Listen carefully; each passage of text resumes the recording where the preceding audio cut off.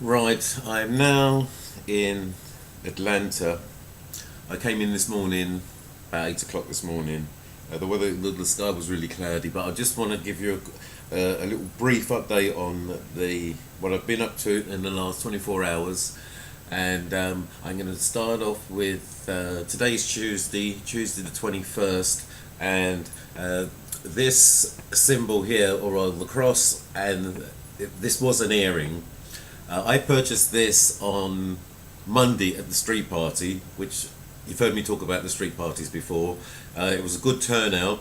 Um, it was a good evening, so I thought I wanted to pick up a souvenir for the evening. So I purchased this earring. I paid well over the top. I tried getting two, but the lady said no. She only gave me the one, and I paid 15 riads for this particular earring. Now, the reason I always like to take something away with me, but I've now used it as my good luck charm, and since I've had it so far, it's actually brought me a lot of luck, and it seems to have brought a lot of other people luck. Um, as I said, I'm only going to do this briefly because actually a hell of a lot's actually happened in the last, say, 24 hours.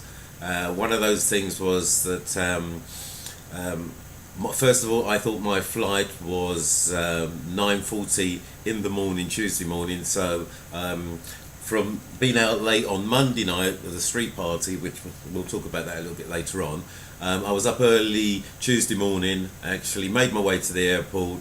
I need to get to the airport to find out that my flight was actually 9:40 in the evening, and the only reason I made that mistake it was because I'm used to a 24-hour clock. So if I'm flying out in the evening, I would have expected it to be 21:40. But it wasn't a problem, so I jumped in a taxi back to the hostel, and I was basically back in the hostel by um, 10 o'clock in the morning. So then for the rest of the day, I just relaxed as I normally do. But I knew something was on my mind, and so in the afternoon, after walking down to Nova Lapa, which is a restaurant I've spoken to you before about, which I've eaten in every single day.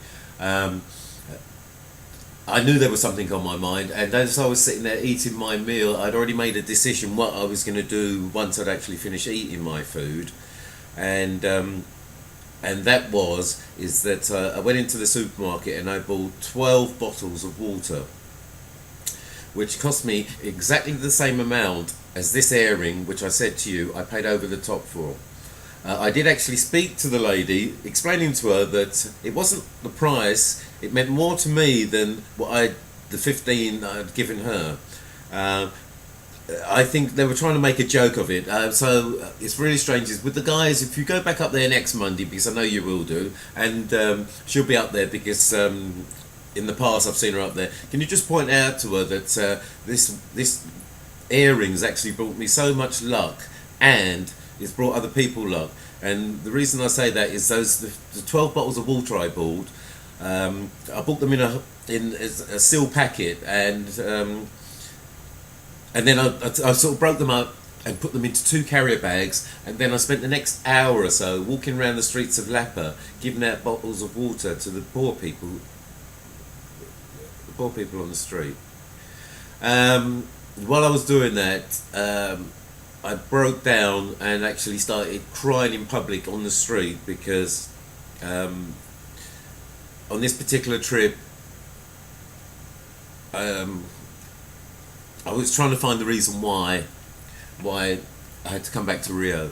Um, the second to last bottle I gave away of water was a homeless gentleman walking in the street, and he was walking towards a lady who was asleep outside a shop, and the shopkeeper was trying to move her out the way so he could actually close his shop. So the other people on the street there had to wake her up so she could move, and that was the last bottle of water I gave away. It was to this lady who was there on the street, and because she'd just woken up from a daze, the gentleman who I'd given the bottle of water to beforehand, um, explained to her that it was me who gave her this bottle of water. But the very first bottle of water I gave away was a gentleman who was lying, well, they're all lying on the street, who was asleep, literally asleep on the street. And as I walked away, he woke up and took the water and drank it. To him, it was like, where did this come from? I felt so good in myself that I actually did that before I left, but it really did upset me. It really, really did upset me. Only because the day before, it's like, I went out and spent a lot of money on one shirt, and we live in such a materialistic world. It's like, for what the water cost me and for what this cost me, it's like, I can't compare. It was the water. It meant so much more to me. But so this good luck charm here, okay, I don't expect anything back from it. But the thing is so I got to the airport in the evening for my my airplane flight, and the place was packed, and I'm just thinking, oh no, I wanted to get there early enough so I could make sure that I got a decent seat, because I'm on that plane for 9 hours, and I just wanted, from my coming over, I just wanted to make sure I was in a comfortable seat. But I didn't say anything, actually. So I didn't know where I was sitting on the aeroplane. Do you know what? I must have had one of the best seats on the aeroplane, because they put me by the emergency exit door where I had all the leg room. And so just before we took off, I was speaking to one of the stewardesses saying that do they have different types of aeroplane? Because when I came over, I just felt it really cramped on a long journey like that, there wasn't actually that much room in there to spread my feet. So he did point out to me that no, alright, there is two different types of aeroplanes they use, but on this particular occasion I should take advantage of me having all the leg room, because if I was sitting in one of the other seats at the back, I would still feel the exact same way about not having enough leg room. So I put that down to, for the little good I did, I got back something good back in return. Okay, I was going to go on and do another bits and pieces, but a little bit about this hostel. No, it's a hotel. I'm now in a hotel in Atlanta. Now, the thing is, it's like, it was quite reasonable. I was dead tired. I really needed a bed, and I needed to have a shower. But I haven't got any of my clothes, because my clothes were left at the airport to go on. So I spoke to the baggage people, and they gave me one of these wash bags. And so I was able to have a shave and use a toothbrush, and wearing this shirt then. But then it's actually quite unusual for you to actually see me with the shirt on, because in all the other blogs I tend not to have a shirt on because it was so hot. But the weather here in Atlanta is actually just as hot. I think it's a high of 31 today, but the room's air conditioned, so I'm fine there. But listen to this now. I've just while I was uploading part 1 of Saturday Night in Rio, which you guys will enjoy. I have got part 2, 3 and 4, because as I said, the recording on that particular night was about 3 hours, but I'm going to put it up in like 10 minute batches, so that you can enjoy. And so while that was uploading on the computer onto my YouTube, I went outside and just to get some air, and I was feeling a bit peckish. And a gentleman came up to me and said to me, "How's your day?" And I said, "Oh, it's fine, thank you." And I said to him, I said, "Is there anywhere that I can go and get some food from?" And he said that his wife was just inside sorting out some business, and that they'd drive me somewhere. Now, you might think it really strange, is like, in a strange country, getting into a strange person's car, but I feel safe with this. I feel that this is looking after me at all times. And then I find out their situations is that they're actually homeless. But they had a car, had some petrol in, and they said if I could help, if I could help them out a bit, they would appreciate it. And I said, okay, well, I need some food. I'll buy you some food as well. Now, the thing is that they said what type of food you wanted, and well, most people know I love my chicken wings and everything. And the name of this particular company is called Yasmin's. And I normally would edit something in like this, but I'm actually going to show you the food here I had earlier. And I had spicy chicken wings, fillet of fish, and shrimps, as they call them out here. in Bata. The food was beautiful.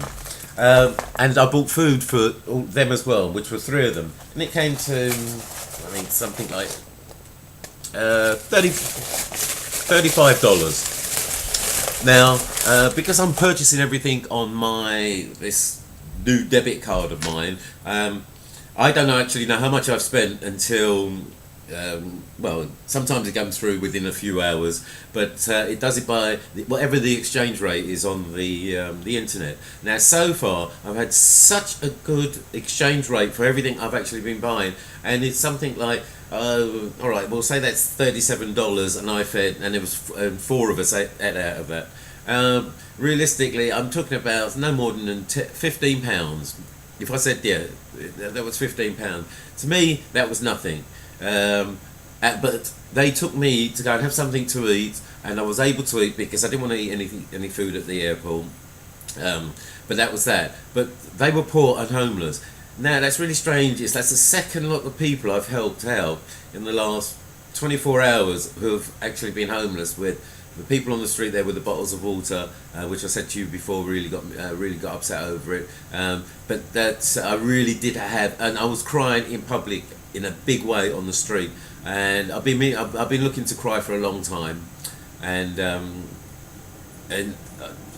you know, these things just happen. Okay, what else I'm going to really cover really quickly and briefly is that on Monday night at the street party, it was such a brilliant atmosphere. As me being tight as I always am, I took along my own rum and coke, so I was sipping my own rum and coke out of the bottle. But I don't know, there must have been just such a good vibe there. I got talking to a group of girls who, like, I was looking over at them, and like I went to take a photograph, and they all stood up and posed. And it's fun enough. For me, I never remember anybody's name, but that particular night, it was Rebecca who was celebrating her birthday, and the other girl I was talking to was Amanda. And the only reason I remember someone like Amanda's name, Amanda is the name of my first daughter, and Amanda is a name which always means a hell of a lot to me. And as a lot of you actually don't know, I'm not actually in touch with my girls. It's a long story and it's just complicated. But once again, no, Monday night was an excellent night at the street party. Saturday night, I was really looking forward to going out on Saturday night, but the skies just opened up and it poured down with rain. So I'd made a decision that we'll have another one of my parties, and this is the one which I've already just uploaded part 1 of, and as I said, there will be part 2, part 3 and part 4. But that same night I ended up with a new roommate, a Brazilian girl, which I'll upload photographs of her as well. And for some reason we just bonded and we just got on so well. So my nickname for her was that she was my wife.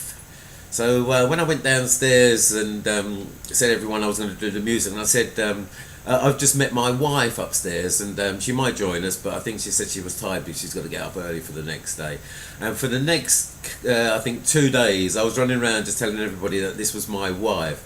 And this girl, she's Brazilian, spoke a little bit of English, but she's over, but she was studying. Well, she's studying law. She wants to become a lawyer, but to get over the communication barrier with technology today, we've just started using our translators on our phone to actually communicate with each other.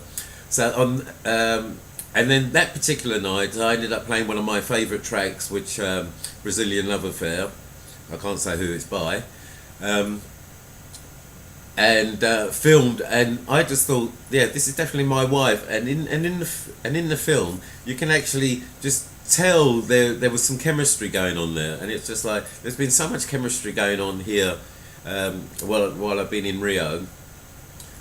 I just love it. But now, after what I've just told you about feeding the poor, I just feel this is something to do with my final journey. Is like, as a chef, I know how easy it is to produce food, and and it doesn't cost anything to feed anybody. And with the exchange rate I've been getting on with my cards, it just feels like some greater power was actually helping me out here, and I'm starting to get a little bit emotional now. So I'm actually gonna leave it there. I'm looking to the time now here. It's 6 o'clock, dead on 6 o'clock. I'm actually looking to leave here at 6:30.